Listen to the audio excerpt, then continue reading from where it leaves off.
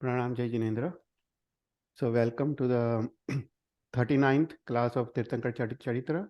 तो ये क्लास में we will start with Anantnath भगवान का जीवन चरित्र. तो लेट्स स्टार्ट विथ मंगलाचरण. नमो अरियंतानम, नमो सिद्धानम, नमो आयरियानम, नमो वज्जायानम, नमो लोहे सब सावनम, ऐसो पंच नमुक्कारो सब पाव परासनो, मंगलानं च सव्वेसिं परमं अवै मंगलम, राग द्वेष विजेतारम ज्ञातारम विश्ववस्तुना, सक्र पूज्य गिरामेशम तीर्थेशम श्रुतिमानये, पन्नगे च सुरेन्द्रे च कौशिके पाद संस्कृति, निर्विशेष मनस्काय श्रीवीर स्वामिने नमः. अज्ञानां तिमिरान्धानां ज्ञानजननी शलाकया नेत्रमुन्मिलितं येन तस्मै श्रीगुरुवे नमः. सर्वरिष्टप्रणाशाय सर्वभीष्टार्थदायिने सर्वलब्धिनिधानाय श्रीगौतम स्वामिने नमः. ओंकारबिन्दुसंयुक्तं नित्यं ध्यायन्ति योगिना कामदं मोक्षदं चैव ओंकाराय नमो नमः. तो प्रणाम जय जिनेन्द्र. तो ये क्लास में विल स्टार्ट विथ अनंतनाथ भगवान का जीवन चरित्र. तो लास्ट क्लास में we started with the description of ऊर्ध्वलोक. तो हमने ऊर्ध्वलोक का डिस्क्रिप्शन स्टार्ट किया था और ऊर्ध्वलोक में हमने सिद्धशिला का डिस्क्रिप्शन किया था और उसके बाद हमने 5 अनुत्तर और 9 ग्रेवियक के बारे में हमने देखा. तो आज हम और आगे बढ़ेंगे पर पहले विल जस्ट ब्रीफली रिवाइज. तो ऊर्ध्वलोक में सबसे पहले 12 वैमानिक देवलोक होते हैं, उसके ऊपर 9 ग्रेवियक, उसके ऊपर 5 अनुत्तर विमान और उसके ऊपर सिद्धशिला. तो हमने ऊपर से नीचे हमने डिस्क्रिप्शन शुरू किया था.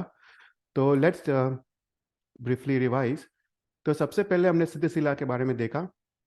तो सिद्धशिला हमने देखा कि जो 5 अनुत्तर विमान है और 5 अनुत्तर विमान में जो सर्वार्थ सिद्ध विमान है उससे 12 योजन ऊपर ये सिद्धशिला नाम की पृथ्वी आई हुई है.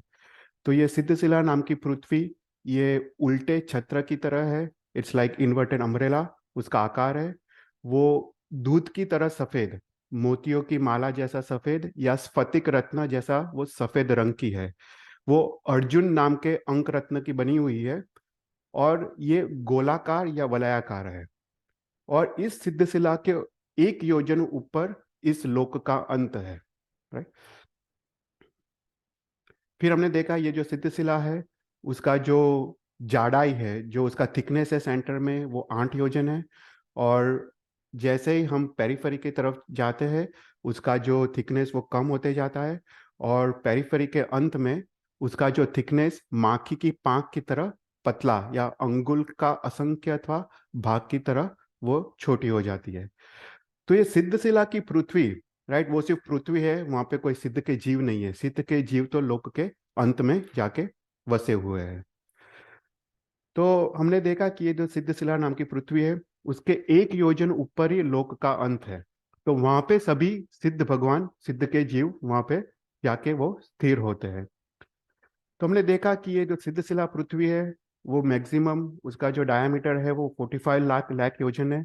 उसका अर्थ कि अरिद्वीप में जो भी जीव है वो ही सिद्धशिला को वो जा सकते हैं. तो जो भी जीव ये सिद्ध सिद्ध गति प्राप्त करते हैं वो एक ही समय में 4 चीज करते हैं. वो सभी कर्म का क्षय करते हैं, अपना देह का त्याग करते हैं, ऊर्ध्व गति करते हैं और लोक के अंत को वो ट्रैवल करते हैं. ये सभी चारों 4 प्रक्रिया मात्र एक ही समय में होती है. और लोक के अंत से 333 धनुष्य तक जो डिस्टेंस है लोक के अंत से, ये मेरा पॉइंटर है, तो लोक के अंत से 333 धनुष्य, इतने स्पेस में सिद्ध के जीव बसे हुए हैं. इसका कारण यह है कि जो भी जीव मोक्ष में जाता है उसका मैक्सिमम जो शरीर है वो 500 धनुष का हो सकता है. जैसे ऋषभदेव भगवान का शरीर 500 धनुष का था. और जब वो जीव मोक्ष में जाता है वो अपने आत्मा को संकोच करता है, आत्मा कॉम्प्रेस होता है, तो वो 2/3 तक कॉम्प्रेस होता है. तो जो 500 धनुष्य वाला जीव है उसका मैक्सिमम अवगाहना, उसको अवगाहना कहते हैं, मैक्सिमम अवगाहना 333 धनुष्य है. और मिनिमम कितना है, तो 2 हाथ वाले जीव मोक्ष में जाते हैं तो वो भी 2/3 कंप्रेस होते हैं. तो मिनिमम अवगाहना वो 1 हाथ और 8 अंगुल है. तो लोक के अंत से 333 धनुष्य तक सिद्ध जीवों का वसवाट है। फिर उसके बाद हमने देखा कि अलग अलग एंगल से हमने सिद्ध के बारे में देखा कि क्षेत्र से कि अरिद्वीप में जो जीव है वो मोक्ष में जा सकते हैं।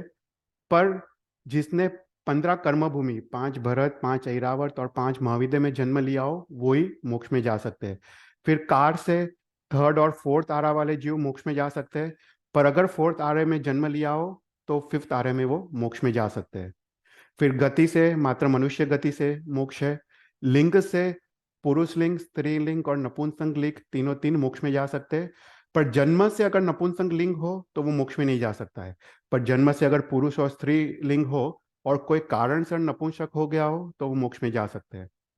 फिर तीर्थ के बारे में देखा कि तीर्थ के अंदर मतलब भगवान जब तीर्थ की स्थापना करते हैं उसके बाद मोक्ष है और तीर्थ के बाहर भी मोक्ष है, राइट, मरुदेव्या माता।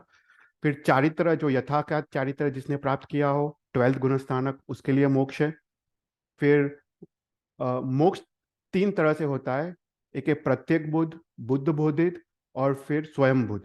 प्रत्येक बुद्ध मतलब कोई निमित्त पाके केवल ज्ञान उत्पन्न होता है। बुद्ध बोधित मतलब किसी के उपदेश द्वारा उसको केवल ज्ञान उत्पन्न होता है। और स्वयं बुद्ध मतलब तीर्थंकर, उनको किसी की उपदेश की जरूरत नहीं है, वो स्वयं ही अपने आत्मा के बल से उनको केवल ज्ञान उत्पन्न होता है। फिर उसके बाद हमने देखा ज्ञान, तो 2 ज्ञान वाले को केवल ज्ञान हो सकता है, 3 ज्ञान वाले को केवल ज्ञान हो सकता है और 4 ज्ञान वाले को केवल ज्ञान उत्पन्न हो सकता है। अवगाहना के बारे में देखा कि मैक्सिमम अवगाहना 330 धनुष्य है और मिनिमम अवगाहना 1 हाथ और 8 अंगुल प्रमाण है। फिर अंतर के बारे में देखा कि अंतर मतलब मैक्सिमम कितने समय तक कोई जीव मोक्ष में जाता है। तो शास्त्र में लिखा है कि मैक्सिमम 8 समय तक कोई जीव मोक्ष में जा सकता है। अगर प्रथम समय में कोई जीव मोक्ष में गया, सेकंड समय, थर्ड समय, फोर्थ समय, ऐसा करके मैक्सिमम कंटिन्यूअस 8 समय तक जीव मोक्ष में जाते हैं। पर 8 समय के बाद अवश्य एक अंतर आता है, मतलब गैप आता है। ये gap it can be anywhere from 1 समय टू 6 मास, 6 महीने तक का अंतर आ सकता है। मतलब एक समय से लेके 6 महीने तक कोई भी जीव मोक्ष में न जाए, ऐसा भी हो सकता है। पर उसके बाद 6 महीने के बाद अवश्य कोई जीव मोक्ष में वापस जाता है, तो उसको अंतर कहते हैं। संख्या मैक्सिमम एक समय में 108 जीव मोक्ष में जा सकते हैं। जैसे ऋषभदेव भगवान एक समय में 108 के साथ वो मोक्ष में गए थे। तो ऐसा करके हमने सिद्ध जीवों के बारे में देखा। फिर उसके बाद हमने 9 ग्रेवियक और 5 अनुत्तर के बारे में देख रहे थे। तो जो 12 वैमानिक देवलोक है उसमें जो 11th और 12th जो वैमानिक देवलोक है उसके 2 रज्जु ऊपर 9 ग्रेवियक है और 9 ग्रेवियक के एक रज्जु ऊपर 5 अनुत्तर विमान है। तो जो ये 9 ग्रेवियक है, 9 ग्रेवियक में दोनों प्रकार के जीव होते हैं। भव्य जीव भी जा सकते हैं और अभव्य जीव भी जा सकते हैं। मिथ्या दृष्टि भी जा सकते हैं और सम्यक दृष्टि जीव भी 9 ग्रेवियक तक जा सकते हैं। पर जो 5 अनुत्तर विमान है उसमें मात्र सम्यक दृष्टि जीवी जा सकता है। तो ये 12th वैमानिक देवलोक से 2 रज्जु ऊपर 9 ग्रेवियक है और उसके 9 ग्रेवियक के एक रज्जु ऊपर 5 अनुत्तर विमान है।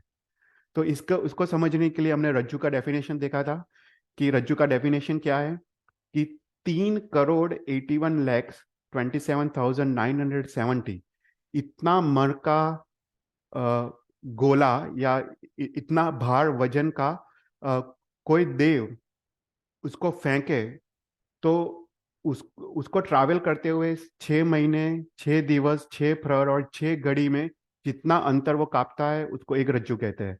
तो this is just like a definition. पर इन शॉर्ट एक रज्जु मतलब असंख्य योजन्स, काउंटलेस योजन्स मतलब एक रज्जु। फिर उसके बाद हम 9 ग्रेवियक के बारे में सबसे पहले हमने स्टार्ट किया। तो हमने देखा कि जो 9 ग्रेवियक है वो 3 त्रिक में डिवाइडेड है। मतलब वो there are 3 sets of threes. तो उसमें जो ऊर्ध्वत त्रिक है, फिर सेकंड मध्य त्रिक है और अधो त्रिक है। तो ये त्रिक मतलब 3 प्रतर से, मतलब तीन तीन भूमि है। तो जो ऊर्ध्वत त्रिक है उसका नाम है भद्र, सुभद्र और सुजात। ये ऊर्ध्वत त्रिक में देवता के 111 विमान है, ओके, ग्रेवियक के। फिर जो मध्यम त्रिक है उसका नाम है सुमनस, सुदर्शन और प्रियदर्शन, और उसमें 107 देवताओं के विमान है। और जो अधोत्रिक है उसका नाम है आमो, सुपतिभद्र और यशोधर, उसमें 100 विमान है। ओके, तो टोटल 111 विमान, 107 विमान और 100 विमान, सो टोटल 318 देवताओं के विमान इस नवग्रह में है। फिर हमने देखा, थोड़ा डीप में हमने देखा था कि जो 318 जो विमान है टोटल नवग्रह में, उसमें 69 जो विमान है वो गोल है, इट्स अ राउंड शेप्ड। 84 विमान है वो त्रिकोण शेप के, मतलब ट्रायंगल। और 72 विमान वो चौरस, मतलब स्क्वायर शेप के है। और 93 विमान पुष्पावक किरणक। पुष्पावक किरणक मतलब इट्स रैंडम शेप्ड, मतलब वो कोई जैसे दीपक का शेप का हो, या नंदावर्त का शेप का हो, स्वस्तिक का शेप का हो, तो ऐसे कोई भी रैंडम शेप के ये 93 विमान है। तो ऐसा करके शास्त्र में आता है। फिर उसके बाद फर्दर वो लोग डिवाइड करते हैं कि जो ऊपर का त्रिक है, जो अधो त्रिक है, या ऊर्ध्व त्रिक है, उसमें 35 गोल विमान है, 40 त्रिकोण विमान है और 36 चौरस विमान है। फिर जो मध्य त्रिक है उसमें 23 गोल, 28 त्रिकोण, 24 चौरस और पुष्पर किरणक 32 है, ऐसा करके 107। और जो नीचे का त्रिक है तो उसमें गोल 11, त्रिकोण 16, चौरस 12 और पुष्प विकर्णक 61। तो ऐसा करके टोटल 318 विमान है। तो इसको समझने के लिए हमने ये डायग्राम को देखा था। तो ये डायग्राम एक एक जनरल डायग्राम है जो सभी पूरे इवन 12 वैमानिक देवलोक के लिए भी हम यही डायग्राम यूज करेंगे।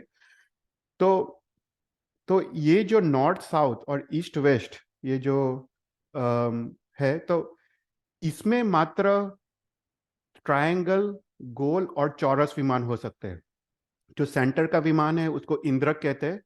और जो उत्तर दिशा, दक्षिण दिशा, पश्चिम और पूर्व, उसमें जो भी जो विमान है वो यही शेप के हो सकते हैं। वो स्क्वायर हो सकते हैं, राउंड हो सकते हैं या ट्रायंगल हो सकते हैं। पर बाकी जो छूटे छवाए विमान है, ये जो डॉट्स है, उसको पुष्पवक किरणक विमान कहते हैं। वो कोई भी शेप के हो सकते हैं, राइट। तो ऐसा करके शास्त्र में उल्लेख आता है। फिर उसके बाद थोड़ा फर्दर उल्लेख आता है कि जो गोल विमान है उसका एक द्वार होता है, जो चौरस विमान है उसके 4 द्वार होते हैं, और ट्रायंगल विमान है उसके 3 द्वार होते हैं। फिर जो गोल विमान है जिसका एक द्वार है, it is surrounded by a fortress. उसको शास्त्र में कन्निक कर ऐसा करके गढ़ करके कहा गया है। गढ़ मतलब फोर्ट्रेस। तो ये पूरा गोल विमान इज सराउंडेड बाय फोर्ट्रेस। फिर जो ट्रायंगल विमान है उसमें एक साइड फोर्ट्रेस है और दो साइड वेदिका है। वेदिका मतलब ट्रीज एंड फॉरेस्ट। और जो चौरस विमान है उसको चारों ओर वेदिका है। तो ऐसा करके शास्त्र में उल्लेख आता है। तो अगर हम ग्रेव्यक के बारे में देखें, तो ग्रेव्यक में हमने जो ऊपर का जो त्रिक है उसमें 35 गोल है, त्रिकोण 40 और चौरस 36। तो सभी विमान यहाँ पे है, पंक्तिगत है। इसको पंक्तिगत कहते हैं। स्ट्रेट लाइन में जो विमान है उसको पंक्तिगत कहते हैं। तो ऊपर के त्रिक में कोई भी पुष्कर किरणक नहीं है, मतलब कोई भी छुटे छवाए विमान नहीं है। तो एवरीथिंग इज पंक्तिगत। पर जो मध्य त्रिक है, मध्य त्रिक में गोल 23 है, त्रिकोण 28 और चौरस 24, ये सब पंक्तिगत है। और जो पुष्पर किरणक 32 है वो यहाँ पे छूटे छवाए विमान है। ओके। फिर उसके बाद जो लास्ट ट्रिक है, नीचे का ट्रिक, उसमें गोल 11, त्रिकोण 16, चौरस 12 और पुष्पर किरणक 61। तो ऐसा करके उसका ज्योग्राफी है, उसका उसका वो जो नौ प्रतर है उसका ये शेप यहाँ पे डिस्क्राइब किया गया है। फिर उसके बाद हमने देखा कि जो नौ ग्रेव्यक के देवता है उनका जो मैक्सिमम शरीर का जो हाइट है वो 2 हाथ का है। और उनका जो आयुष्य है वो फर्स्ट ग्रेव्यक में 23 सागरोपम, ऐसा इंक्रीज होते होते 9th ग्रेव्यक में 31 सागरोपम तक उनका उत्कृष्ट आयुष्य है, राइट। और कोई भी क्वेश्चन हो तो पूछना। फिर उसके बाद हमने 5 अनुत्तर के बारे में देखा। 9 ग्रेव्यक के एक रज्जु ऊपर 5 अनुत्तर विमान है। तो 5 अनुत्तर विमान में टोटल 5 विमान है। तो उसमें सेंटर में जो इंद्रक विमान है उसको सर्वार्थ सिद्ध विमान कहते हैं। और फिर नॉर्थ, साउथ, ईस्ट, वेस्ट में एक एक विमान है। वो है विजय, विजयंत, जयंत और अपराजित। ऐसा करके 5 विमान अनुत्तर में है। तो हमने लास्ट क्लास में देखा था कि जो 5 अनुत्तर विमान है, उसमें उसमें जो सर्वार्थ सिद्ध विमान है, उसके जो जीव है, ये सभी देवता, सभी सम्यकदर्शी देवता होते हैं। पर जो सर्वार्थ सिद्ध विमान के जो जीव है, उनका ये अंतिम भव है। मतलब वो नेक्स्ट भव में मनुष्य गति प्राप्त करेंगे, उसके बाद वो मोक्ष में जाएंगे। और जो बाजू के 4 विमान है, उनके संख्याता भव बाकी है, मतलब 7 से 8 भव में वो जीव मोक्ष में जाएंगे। तो कहते हैं कि ये जो सर्वार्थ सिद्ध विमान है, जो सेंटर में जो इंद्रक विमान है, उसमें जो जीव उत्पन्न होता है, वो इतना लघुकर्मी होता है कि मात्र अगर वो एक छत का तप अगर वो मनुष्य में ज्यादा कर लेता तो अभी वो मोक्ष में होता। पर कोई कारण से उसका आयुष्य खत्म हो गया, और इसके कारण वो यहाँ पे सर्वार्थ सिद्ध विमान में वो उत्पन्न हुआ है। तो यहाँ के जो जीव है, सर्वार्थ सिद्ध विमान जो है, उसमें संख्याता देव है, और पर जो जो बाकी के जो 4 विमान है, उसमें असंख्य देव, ऐसा करके उनकी उनका काउंट है। फिर जो ये जीव यहाँ पे जो सर्वार्थ, ये 5 अनुत्तर विमान में जो जन्म लेते हैं, तो शास्त्र कहते हैं कि जैसे ही उनका जन्म होता है, उनका आयुष्य 33 सागरोपम होता है। पर जैसे ही उनका जन्म होता है, वो जन्म के जिस सैया में, जिस आकाश प्रदेश में वो उत्पन्न होते हैं, पूरी जिंदगी, पूरा इतना लंबा काल 33 सागरोपम, वो वही सैया में, वही आकाश प्रदेश में वो रहते हैं।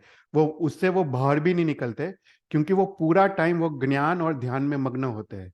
पर कभी उनको कोई संशय हो, कोई डाउट हो, तभी वो सैया के बाहर निकलते हैं, वो तीर्थंकर भगवान को वो प्रणाम करते हैं, और तीर्थंकर परमात्मा को अपने मन द्वारा वो प्रश्न पूछते हैं, और तीर्थंकर परमात्मा उनके मन द्वारा मनोवरदान के पुद्गल को परिणाम करके उनको वो तभी वो जवाब देते हैं। तो तभी वो अपने आकाश प्रदेश से वो बाहर निकलते। बाकी वो पूरा 33 सागरोपम का आयुष्य वो पूरा ध्यान में उनका उनका गुजर जाता है। तो ऐसा करके शास्त्र में उल्लेख है। तो कोई क्वेश्चंस? तो यहां तक हमने देखा। अभी इस क्लास में I want to discuss about 12 वैमानिक देवलोक। पर 12 वैमानिक देवलोक में आज हम 9 लोकांतिक देव के बारे में देखेंगे। ये जो 9 लोकांतिक देव है, उसके बारे में हम आज देखेंगे। तो जो 12 वैमानिक देवलोक है, उसमें नीचे से सौधर्म देवलोक, ईशान देवलोक, फिर उसके बाद सनत कुमार, उसके उसके बाद महेंद्र, और फिफ्थ है ब्रह्म देवलोक। तो ये जो लोकांतिक देव है, वो फिफ्थ जो ब्रह्म ब्रह्म देवलोक है, उसके बाजू में ये जो त्रस नाड़ी है, त्रस नाड़ी जहाँ पे खत्म होता है, तो उसको टच होके हुए उनका यहाँ पे निवास स्थान है। तो इसलिए जो फिफ्थ देवलोक है, उसको ब्रह्मलोक कहते हैं। तो ब्रह्मलोक 2 शब्द से है। एक ब्रह्म वैमानिक देवलोक है, प्लस लोक मतलब लोकांतिक देवलोक, जहाँ पे लोकांतिक का वास है। तो 2 प्रकार के देवता यहाँ पे फिफ्थ देवलोक में रहते हैं। एक ब्रह्म ब्रह्म जो वैमानिक देवलोक के देवता, प्लस जो लोकांतिक देवता, राइट। तो यहाँ पे ये 9 लोकांतिक देवता के बारे में हम बात करेंगे। पर जो 9 लोकांतिक देवता है, शास्त्र कहते हैं वो इतने पुण्यशाली है, वो महापुण्यशाली है। वो सभी विषय और कषाय से रहित है, वो सभी रति और अरति भाव से रहित है। ये जो देवता है, लोकांतिक देवता, उनका भी ये लास्ट भव है। अर्थात वो नेक्स्ट भव में वो मनुष्य गति प्राप्त करेंगे, और ये सभी लोकांतिक देवता मोक्ष में जाएंगे। तो शास्त्र में इन लोकांतिक देवता का नाम देवर्षि कहा गया है। मतलब वो देव ऐसे है कि ऋषि की तरह, मतलब वो साधु का जीवन देवलोक में जीते हैं, ऐसा उनका जीवन होता है, विषय और कषाय से रहित। तो उनका दूसरा नाम है देवर्षि, ऐसा करके शास्त्र में उल्लेख आता है। तो ये 9 जो लोकांतिक देवता है, जब तीर्थंकर परमात्मा, जब जब उनका दीक्षा का समय नजदीक आता है, तब उससे 1 साल पूर्व ये 9 लोकांतिक देवता वो भगवान के पास आते हैं, और वो कहते हैं कि तुम तीर्थ का प्रवर्तन करो, मतलब तीर्थ की स्थापना करो, ऐसा करके उनको कहते हैं। और भगवान तब से 1 साल तक वो वर्षिदान देते हैं, और 1 साल के अंत में वो दीक्षा ग्रहण करते हैं। पर भगवान को अपने कस्टम अनुसार, अपने आचार अनुसार 1 साल पूर्व वो आते हैं, और भगवान को तीर्थ की स्थापना करने का वो एक संकेत देते हैं, और भगवान वो संकेत को पकड़ के वो 1 साल तक वर्षदान देते हैं। तो वो महापुण्यशाली ये लोकांतिक देवता है। पर इसको समझने के लिए, ये देवलोक को समझने के लिए थोड़ा हम थोड़ा बैक ट्रैक करते हैं, थोड़ा मध्य लोक के बारे में थोड़ा एक ब्रीफ हम देख लेते हैं, क्योंकि ये मध्य लोक का जो डिस्क्रिप्शन है वो इसमें थोड़ा काम आएगा। तो हमने जब मध्य लोक के बारे में देखा, तिरछा लोक के बारे में देखा, तो हमने देखा कि सेंटर में जम्बू द्वीप है, राइट। सबसे सेंटर में मेरू पर्वत है, वो 1 लाख योजन ऊपर बड़ा है। उस उसके सराउंडिंग 1 लाख योजन वाला जम्बू द्वीप है जहाँ पे हम रहते हैं। उसके सराउंडिंग 2 लाख योजन वाला लवण समुद्र है। उसके सराउंडिंग 4 लाख योजन वाला घाटकी खंड है। उसके सराउंडिंग 8 लाख योजन वाला कलोदधी समुद्र। फिर 16 लाख योजन वाला पुष्करावड़ द्वीप, 32 लाख योजन वाला पुष्करावड़ समुद्र। तो ऐसा करके हमने डिस्क्रिप्शन देखा था। फिर हमने आगे जाके देखा जो 8th जो द्वीप समुद्र है वो नंदीश्वर द्वीप समुद्र है, जो अत्यंत महत्वपूर्ण है, क्योंकि जो भी देवता है वो भगवान के जन्म कल्याण के बाद वहाँ पे जाते हैं। वहाँ पे शाश्वती जिन प्रतिमा है, वहाँ पे वो 8 दिन का अट्ठाई महोत्सव आदि करते हैं। तो 8th जो है वो नंदीश्वर द्वीप और नंदीश्वर समुद्र है। फिर आगे जाके 11th जो है वो कुंडल द्वीप और कुंडल समुद्र, जहाँ पे शाश्वती जिन प्रतिमा है। फिर और आके जाके 13th हमने रुचक द्वीप और रुचक समुद्र देखा, जहाँ पे जो 56 दिक् कुमारी है उसमें से जो 40 दिक् कुमारी है वो रुचक रुचक द्वीप से आती है, राइट। तो हमने उसके बारे में देखा था। तो 13th वो रुचक द्वीप और रुचक समुद्र, जहाँ पे भी शाश्वती चिन्ह प्रतिमा है। तो ऐसा करते करते हमने आगे बढ़े और असंख्य द्वीप और असंख्य समुद्र है, राइट। ऐसा जम्बू पूरे तिरछालोक में। तो ऐसे असंख्य द्वीप और असंख्य समुद्र जब क्रॉस करते हैं तो एक अरुणावर्त द्वीप और अरुणावर्त समुद्र आता है। हमने इसके बारे में देखा था, हम ब्रीफली अभी रिवाइज कर रहे हैं। तो ये अरुणावर्त द्वीप और अरुणावर्त समुद्र आता है वो असंख्य द्वीप समुद्र को क्रॉस करते हुए। तो यहाँ जो अरुणावर्त जो द्वीप है, जो अरुणावर्त द्वीप के बाहर एक जगती है, राइट। हर एक जो द्वीप है उसके बाहर एक जगती मतलब एक वॉल होता है। तो जैसे जम्बू द्वीप के बाहर भी जगती है, ऐसे अरुणावर्त द्वीप के बाहर एक जगती है। जगती के 42,000 योजन बाहर अरुणावर्त समुद्र में एक एक पदार्थ, हमने अगर याद हो तो तमस्काय नाम का पदार्थ ऊपर उछलता है। ये हमने डार्क मैटर की तरह हमने हमने सोचा था कि अपने शास्त्र में ऐसा एक उल्लेख आता है कि एक अंधकारमय पुद्गल, एक एक डार्क, तमस्काय मतलब तम मतलब अंधकार, और अस्काय मतलब अपकाय रूप। मतलब ये कैसा पदार्थ है कि वो अपकाय रूप है, मतलब वो जीव रूप है। पानी का जो जीव है वो अपकाय है, क्योंकि वो समुद्र से उछलता है। पर वो डार्क अंधकारमय वो पदार्थ है। वो जो पदार्थ जो ऊपर उछलता है, तो शास्त्र में लिखा है कि वो 721 योजन तक ऊपर उछलता है। फिर उसके बाद वो असंख्य योजन तक ऊपर उछलता है। तो ये पहला जो 1721 योजन तक ऊपर उछलता है वो एक वॉल की तरह है, दीवार की तरह स्ट्रेट ऊपर उछलता है। फिर उसके बाद वो बढ़ के केज की तरह, ओके, एक वलयाकार आकार या बढ़ के केज की तरह वो ऊपर उछलता है। तो हमने देखा कि जो पदार्थ जो ऊपर उछलता है वो इतना ऊपर उछलता है कि वो प्रथम सौधर्मेंद्र देवलोक, ईशान देवलोक को क्रॉस करके, थर्ड सनत कुमार और महेंद्र देवलोक को क्रॉस करके, फिफ्थ जो ब्रह्म देवलोक है जिसके बारे में हम आज देख रहे हैं, वहां वहां पे आके अटकता है। ओके। तो ये जो ब्रह्म देवलोक है उसके 6 प्रतर है, हम वो बाद में देखेंगे, पर उसके 6 प्रतर है। उसमें जो जो थर्ड प्रतर है उसका रिष्ट नाम का प्रतर है। वहां पे जाके ये तमस्काय पदार्थ, वहां पे जाके वो एंड होता है। तो ये पूरा मध्य लोक से अरुणावर्त समुद्र से ऊपर उछल के असंख्य योजन ऊपर उछल के फर्स्ट सेकंड थर्ड फोर्थ देवलोक को क्रॉस करके फिफ्थ देवलोक के थर्ड प्रतर को वो यहाँ पे आके अटकता है। तो कोई भी क्वेश्चंस? फिर उसके बाद हमने थोड़ा तमस्काय के बारे में देखा था, जो हम फिफ्थ देवलोक में हम देखेंगे। जो ये तमस्काय नाम का पदार्थ, उसको समझने के लिए, राइट, कि वो क्या है। तो तो उसके शास्त्र में उसके उसके काफी सारे नाम दिए हैं समझने के लिए कि वो पदार्थ क्या है। तो उसका एक नाम है तम, मतलब वो अंधकार रूप है। तमस्काय मतलब अंधकार रूप समूह वाला, जो अपकाय जीव वाला। फिर उसके बाद महाअंधकार उसका नाम है। एक नाम है उसका लोक अंधकार। लोक अंधकार मतलब पूरे लोक में, 14 राजलोक में ऐसा कोई अंधकार नहीं है। इतना पीच डार्कनेस है वहां पे कि there is no other, no, ऐसा कोई अंधकार नहीं है। तो यहाँ पे शास्त्र कहते हैं कि ये जो तमस्काय नाम का पदार्थ है, उसमें लाइट भी एंटर नहीं हो सकता है।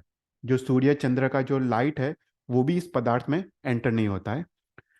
फिर उसके बाद उसका एक नाम है देव अंधकार, कि तेजस्वी देव के लिए भी ये अंधकार रूप है, मतलब देव भी उसका भेद नहीं कर सकते। फिर दूसरा नाम है देवारण्य, मतलब शास्त्र में आता है कि अगर देवताओं के बीच युद्ध हो तो छुपने के लिए वो लोग इस तमस्काय पदार्थ के अंदर घुस जाते हैं। तो एक देवताओं के लिए एक आश्रय स्थान है, तो उसका नाम देवारण्यक है। फिर देव व्यू, मतलब देवताओं से भी अभेद, मतलब देवता देवता भी उसको उसको अभेद नहीं कर सकते, उसको भेद नहीं कर सकते। फिर एक नाम है देव परिध, मतलब देवताओं के गमनागमन में रुकावट, विघ्न डालता है। फिर देव प्रतिशोभ, मतलब देवता भी उससे भयभीत होते हैं।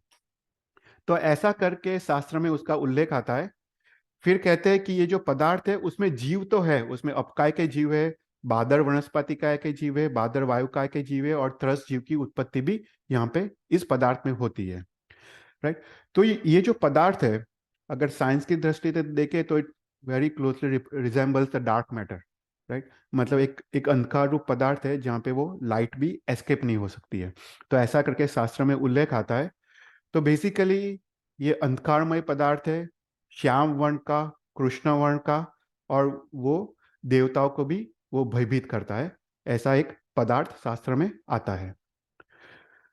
तो ये जो पदार्थ है, राइट, तमस्काय नाम का पदार्थ, जो फिफ्थ देवलोक तक, ब्रह्म देवलोक तक वो ऊपर उछलता है, उसके जो थर्ड प्रतर प्रतर है, रिष्ट नाम के प्रतर तक, वो यहाँ पे आके अटकता है। तो ये जो थर्ड प्रतर है जहाँ पे लोकांतिक देव वसते हैं, उसका यहाँ पे डिस्क्रिप्शन है, उसका यहाँ पे ज्योग्राफी है।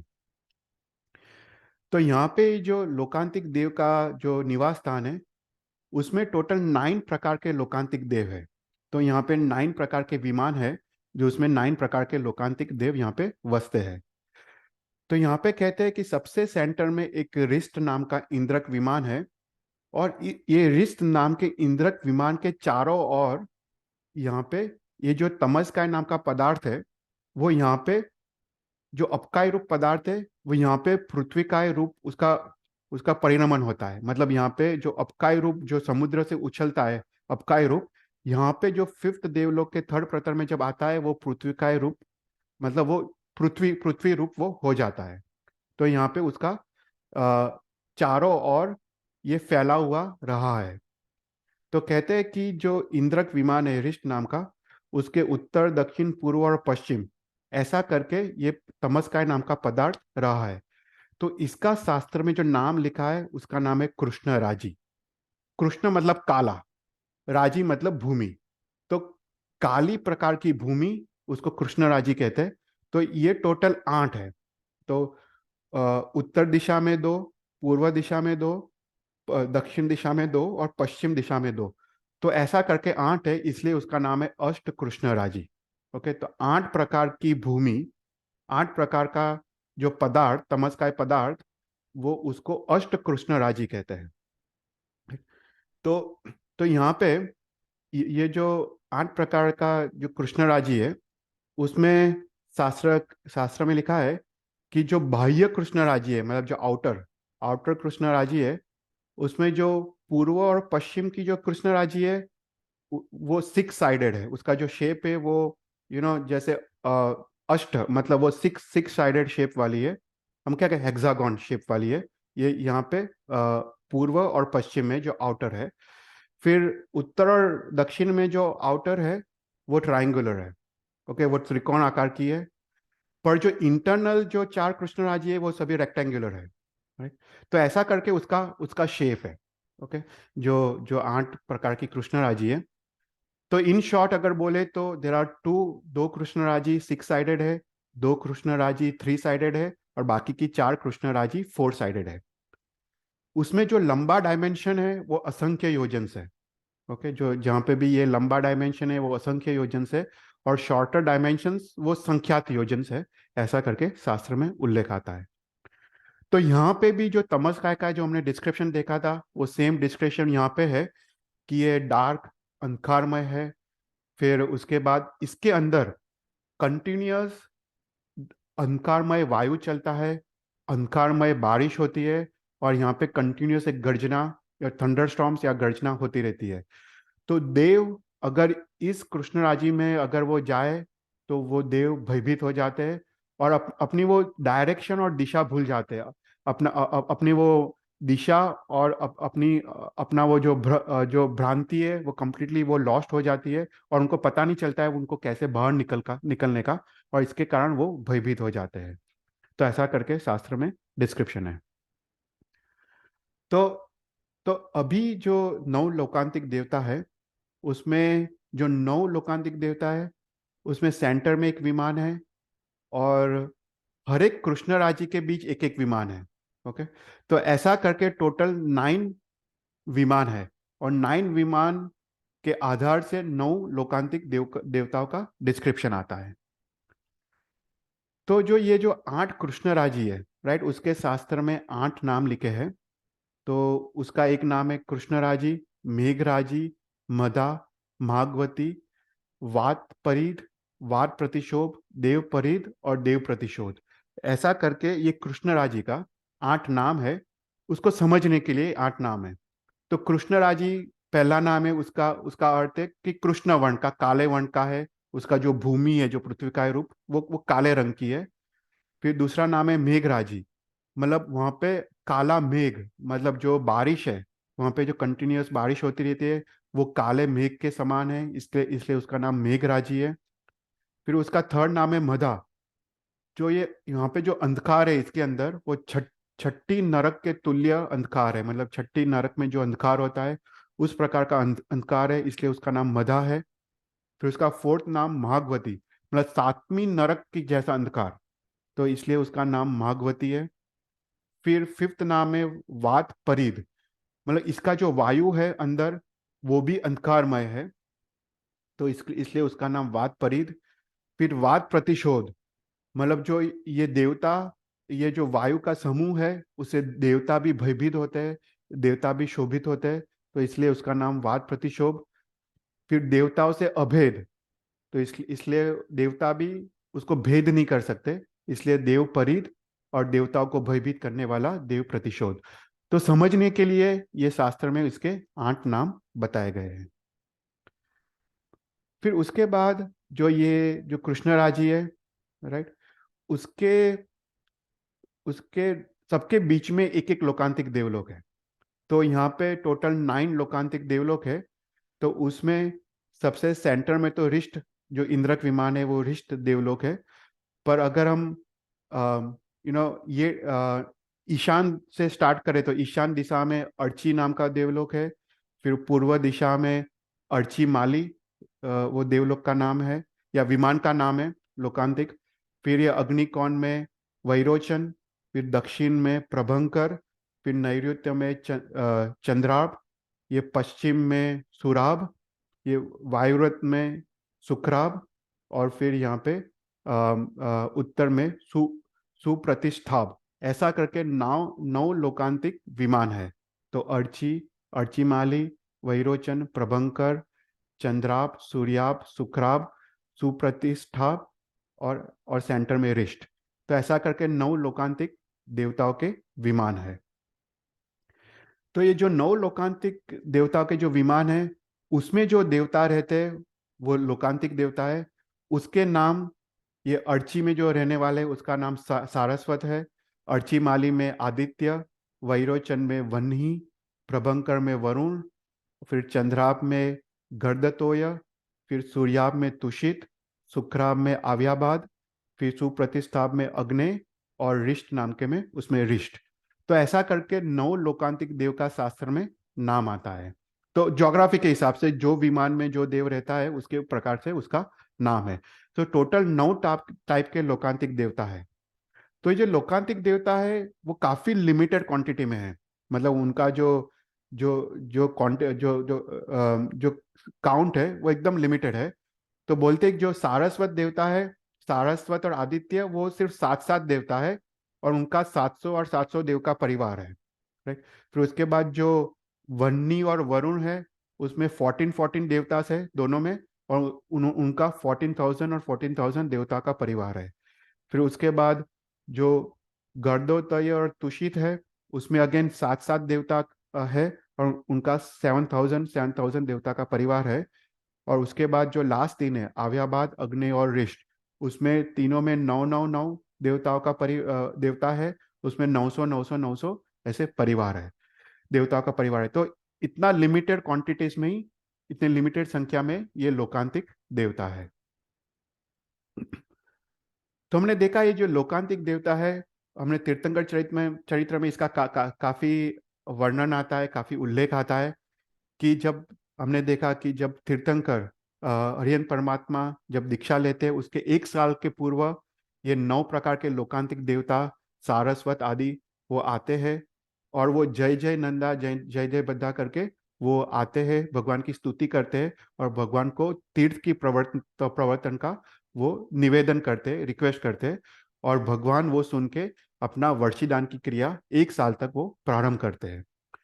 फिर उसके बाद थाणांग सूत्र में लिखा है कि ये जो लोकांतिक देवता है वो भगवान के जन्म कल्याणक के वक्त भी आते हैं, भगवान के दीक्षा कल्याणक वक्त तो आते ही है, और भगवान के केवल ज्ञान कल्याणक में भी, ये तीनों कल्याणक में ये लोकांतिक देवता आते हैं।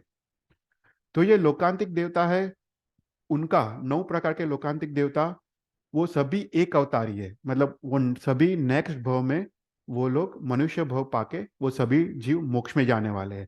ये सभी देवता विषय और कषाय से रहित है। ये सभी देवता रति और अरति भाव से रहित है।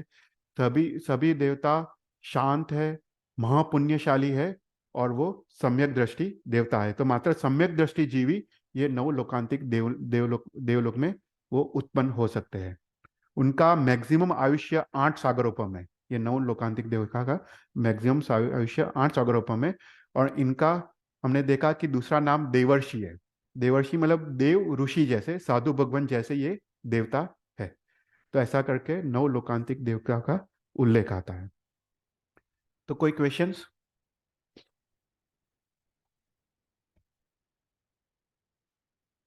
तो हम यहाँ पे हम 9 लोकांतिक देवता के बारे में हम पूर्ण करते हैं।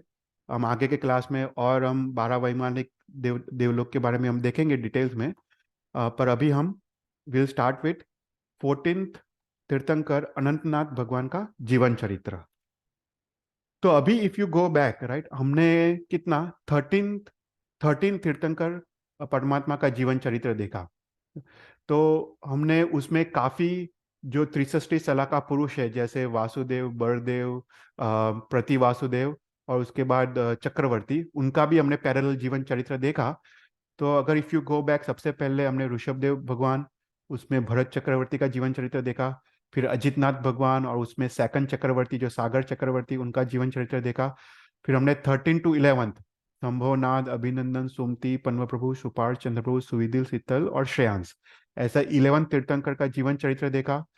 और उसके बाद श्रेयांसनाथ भगवान में प्रथम वासुदेव जो भगवान महावीर के जीव थे, त्रिपुष्ट वासुदेव, अचल भ्राता और अश्वग्रीव प्रति वासुदेव का जीवन चरित्र देखा। फिर 12th वासुपूज्य स्वामी का जीवन चरित्र देखा। उसमें सेकंड द्विपृष्ठ वासुदेव, विजय बड़देव और तारक प्रति वासुदेव का जीवन चरित्र देखा।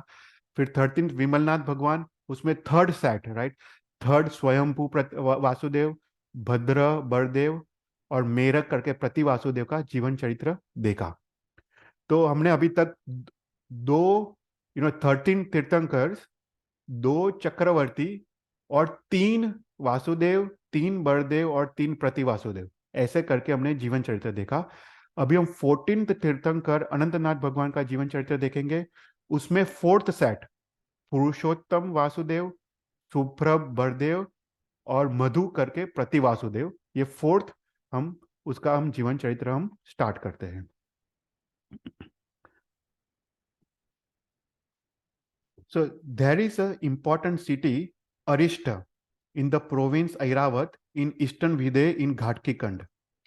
In it there was a king Padmarth. After conquering all his enemies and subduing the whole earth, he did not care for it. Eager for leaving Sansar and taking Diksha, in Sansar he experienced all pleasures of life, strolling in garden, water sports, attending concerts by musicians, witnessing various festivals, dramas, nataks, etc., wearing various garments, ornaments, perfumes, not from his desire, but following the way of people. After passing some time in this way, he took Diksha under Acharya Bhagwant. He accumulated Tirthankar Nam Karma by means of Aradhana of various Tanaks. And after death, he became Dev in Pranath Devlok. Right? Anantnath Bhagwan वो 10th देवलोक में उत्पन्न होते हैं. Now in Jambudvip, in the southern half of Bharat Kshetra, there is a capital city Ayodhya. Its king called Sinsena, Sena, like chief of lions, with remarkable strength like a lion. The kings offered him service from a desire for their own happiness, like service to Bhagwan with devotion. Sole abode of all virtues, he delighted the world like the moon with its white rays. His wife, the dwelling place of Dharma, was named Suyas. With abundant glory from her good conduct, she was extremely beautiful, with face of a moon and eyes like lotuses. Now in heaven, in Pranath Devlok, the Jeev of Padmarth, immersed in happiness, passed its life of maximum duration. On seventh day of dark half of Shravan, the moon being in Revati Nakshatra, it fell and descended in the garb of Queen Suyas. Comfortably asleep, during the last prahar of the night, the queen saw 14 great dreams, elephant, etc., which indicate the birth of Arihant. On 13th day of Vadi of Radha, Queen Suyas bore a son marked with a hawk, gold color. Subsequently, the 56 Dukkumaris came at once from Ruchak and performed Aryan's birth rites. Saudharmendra Indra came there, did Vandan and took Bhagwan to Mount Meru through air. He sat down on the rock Ati Pandukbala with Bhagwan on his lap. Then 63 Indras, beginning with Achupta, did Bhagwan's Abhishek, in turn with water from the Tirths, from the Tirths. Sakra placed Bhagwan on Ishan's lap. He then did Abhishek of Bhagwan with water rising from horns of 4 bulls created from crystal. After rubbing the Bhagwan with Devdushya, anointing him, worshipping him, doing Deepak, the Indra of Saudharmendra Devlok did Stuti as follows. Those who put Gosheshwar Chandan lap on your body, even once, become wearers of Devdushya cloth. Those who describe your virtues a single time are heralded in song by Devs and Devis. Whoever meditate on you day and night become like you and reach the state of being meditated on by the people. By your blessings, I had opportunity to do Abhishek, annotation, and ornaments for you. After this stuti, Sakra took Jineshwar, went and deposited him at the side of Queen Suyas according to the custom. Sakra and other Indras held a 8-day festival of Saraswati Pratimas in Nandishwar Dweep and went back to their respective abodes. Then the name Anantnath was given because of infinite armies of his enemies had been conquered by his father while he was in the garb. Sucking nectar from his own thumb, the Bhagwan grew up. Bhagwan gradually passed childhood like the moon and gradually attained youth 50 Dhanushya tall. Making decision with the idea of later abandoning it like a traveler seeking refuge, Anantnath Bhagwan married at his father's command. When 7.5 lakhs of years had passed, the Bhagwan assumed the burden of kingdom to please his father. When he had directed the earth for 15 lakhs of years, the son of Sinsena carried the thought of initiation in his mind. The Lokantik Devs, Saraswat and so on, from Brahmalok, say to the Bhagwan, found a Chaturvid Sangh. The Bhagwan gave Varsidan for a year with money supplied by Tiryak Rumbak Devtas sent by Kuber at Sakra's command. At the end of giving, Devs, Asurs and kings held Diksha ceremony of Bhagwan. who wished to end the sansar. Then Bhagwan put various decorations, garments, wreaths, and got into a palki called Sagar Dutt. His chhatra, chamars, and pankha being carried by Sakra, the Bhagwan went to Udyan Sahasraraman 1 in the palki.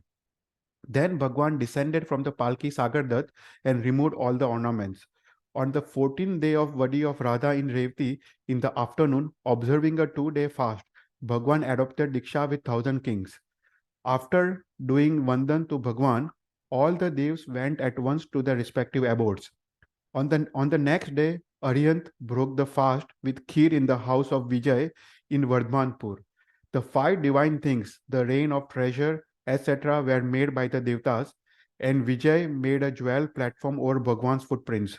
Bhagwan has Chadmasta Sadhu set out to wander from that place enduring parishas. तो यहाँ पे भगवान दीक्षा लेते हैं और यहाँ पे वो भगवान विचरते हैं. तो यहाँ पे अभी फोर्थ सेट जो पुरुषोत्तम वासुदेव जो फोर्थ सेट वासुदेव प्रति वासुदेव और बलदेव उनका यहाँ पे पैरेलल जीवन चरित्र शुरू होता है. तो यहाँ पे जो वासुदेव और जो प्रति वासुदेव ये उनका पूर्व भव है. नाउ इन द भरत क्षेत्र in Jambu Dweep there is a city called Kausambi. Its king was Samudradatta who had put a seal on his enemy's splendor. He had a wife called Nanda, destroying the pride of goddesses by her beauty. Chandasena, the king of Malay, a friend of the king, came there. Samudradat entertained him cordially in his house with great affection like a brother. Then he saw Nanda and fell in love with Nanda, his body trembling as if eager for her embrace, colorless from sorrow at not obtaining her, his eyes swollen by tears as if he were blind from love, resorting to fainting as if to bring death because of not winning her. He lived in the house provided by Samudradat, but at night did not sleep, his mind distracted, suffering from love like a disease, meditating day after day on how to obtain Nanda. He passed the time, an enemy disguised as a friend. One day, Chandasena abducted Nanda, like a kite seizing a necklace, and went away quickly, unable to recover her, who had been abducted by a powerful and deceitful man like a Rakshas. Samudradat attained disgust from the sansar. Suffering from the disgrace like an arrow in his heart, he took Diksha under Muni Shreyans. He practiced severe tap and made a nidan. As a result of my tap, may I kill Nanda's abductor. He limited the fruit of tap by the nidan. And when he died, he became a powerful Dev in Devlok Sahasrar. In the course of time, Chandrasena died and wandered in many bhavs in this sansar.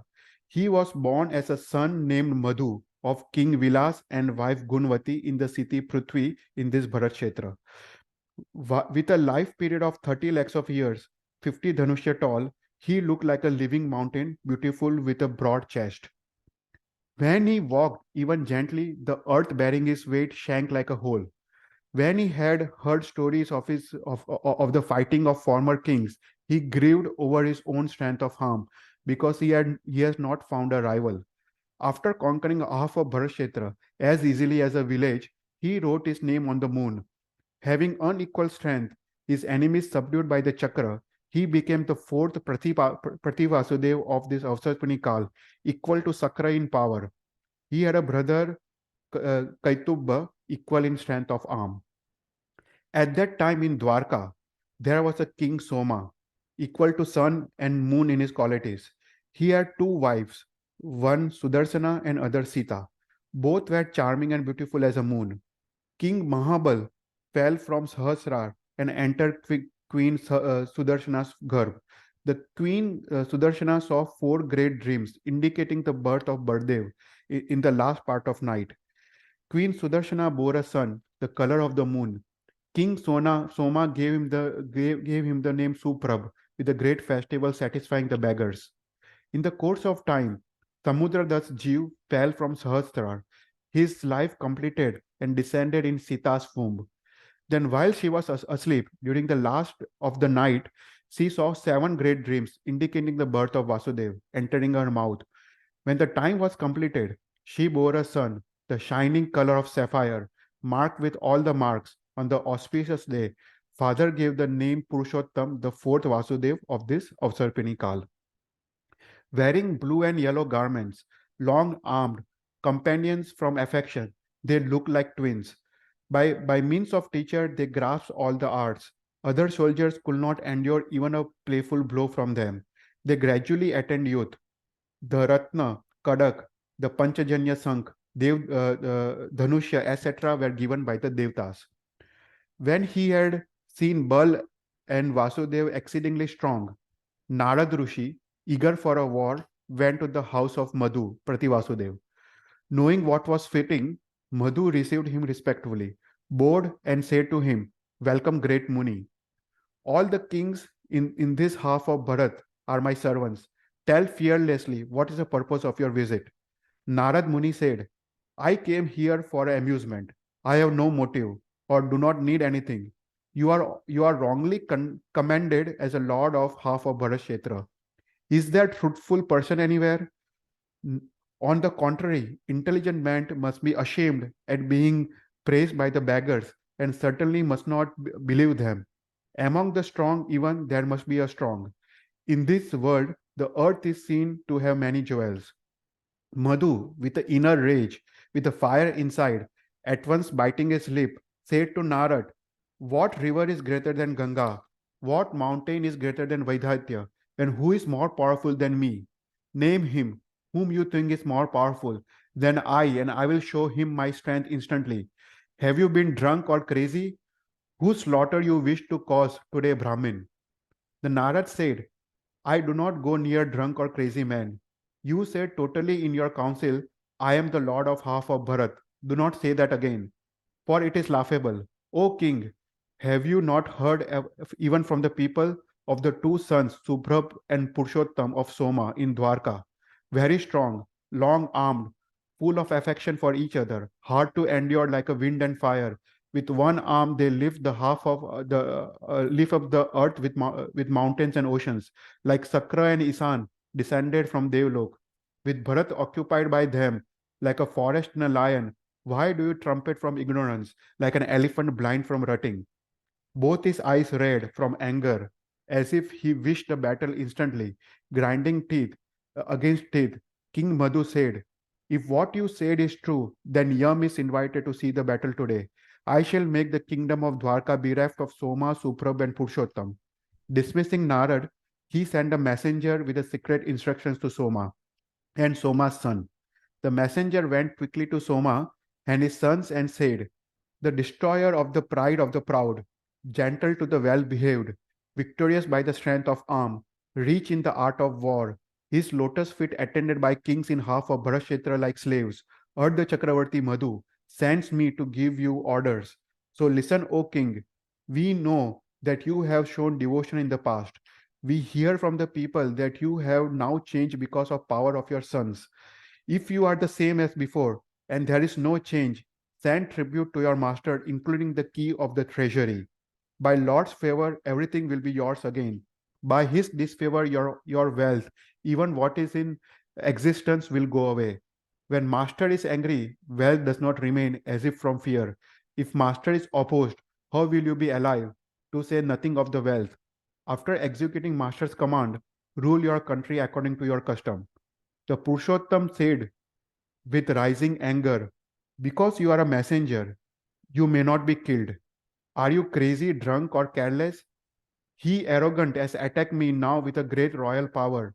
Doubtless he will die like a fish on a bank of a tide. Go bring the battle to your master, who seeks a tribute. I shall take by force his wealth like a slave, together with his life." Thus addressed by Purushottam, he went away angry and related the whole speech to Madhu.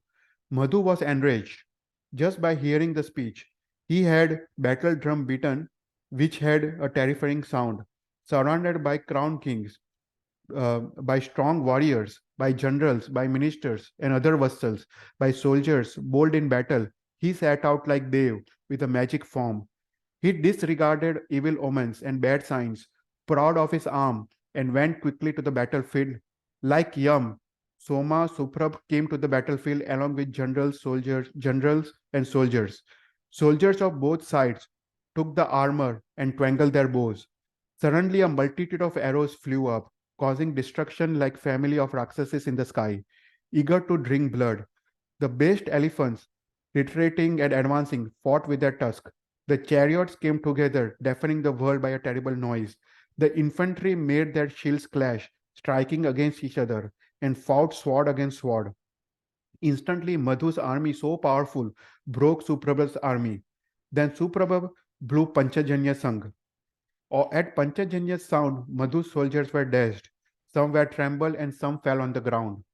When he saw his army distracted, Madhu himself, twinkling his bow, challenged Purushottam. Speeding, stringing his bow, Vasudev made it sound, which made heaven and earth sound by every loud echo. Repeatedly drawing sharp arrows from the quiver like a snake charmers, drawing snakes, they hurled them at each other to kill. Skilled at the art of destruction, they both destroyed each other's arrows. For such is a battle of persons equally strong. Angered by their mutual equality, wishing to show a difference, Madhu thought of a chakra, and it fell into his hands. Though wishing to kill Madhu said with trembling lips, "Go, go. Do you from ignorance wish to look at the teeth of tigress? What credit will it be for me by my power to destroy a boy?" Purushottam replied, "The sun, though new, drives away the darkness. Fire, though only spark, burns the straw completely. What has the age to do with the glory? Hurl the chakra fearlessly. Enough of hesitation." Madhu made the chakra into a ring on his finger and whirled it, and it fell on Purushottam's breast with a blow from the tip of the herb, which had a brilliant light. Dazed by the blow, Purushottam fell on the chariot and was taken on his lap by his brother Balbhadra, who jumped up. He regained consciousness from the contact with his brother's body like a bath of nectar and took up Madhu's chakra as well as his breath. Then Vasudev said, "Do not stay here like me. Go, go quickly. What rivalry has a dog with a lion?" Madhu said, "Throw the chakra." Vasudev threw the chakra and made his head fall on the ground. Vasudev was praised by Devtas, raining flowers. Madhu was grieved over by his people. The other kings resorted to Vasudev. Then he subdued the southern half of Bharatsetra with the lords of Magad, Vardhman, and Prabhas. In the Magad, he easily lifted a rock which was lifted by crores of men and cheerfully set it down like a cover of the earth. Then he went to his own city, Dwarka. There he was installed as Earth Chakravarti by Soma and other kings with a great joy. Okay. तो यहाँ पे हम खत्म करते हैं. Next में हम वापस अनंतनाथ भगवान का जो दीक्षा है वहाँ से वापस हम शुरू करते हैं और फिर ये दोनों स्टोरी फिर हम मर्ज करते हैं और फिर हम नेक्स्ट क्लास में अनंतनाथ भगवान का जीवन चरित्र हम फिनिश करते हैं. तो कोई क्वेश्चंस? નહીં, બધું સરસ હતું. Thank you. Thank you. Okay, સારું. તો આપણે એક નોકાણ ગણી લઈએ. જી. નમો અરિયંતાણમ, નમો સિદ્ધાણમ, નમો આયરિયણમ, નમો ઉજ્જાયણમ, નમો લોય સભસાવણમ, એસો પંચ નમુકારો સવ પાવ પ્રાણસણો મંગલાંચ સવસીમ પરમય મંગલમ. જીનાજ્ઞા વિરુદ્ધ બોલાયો તો મિચ્છામી ડોક્ટર. Thank you. Thank you. જય જીનેન્દ્ર. જય જિનેન્દ્ર.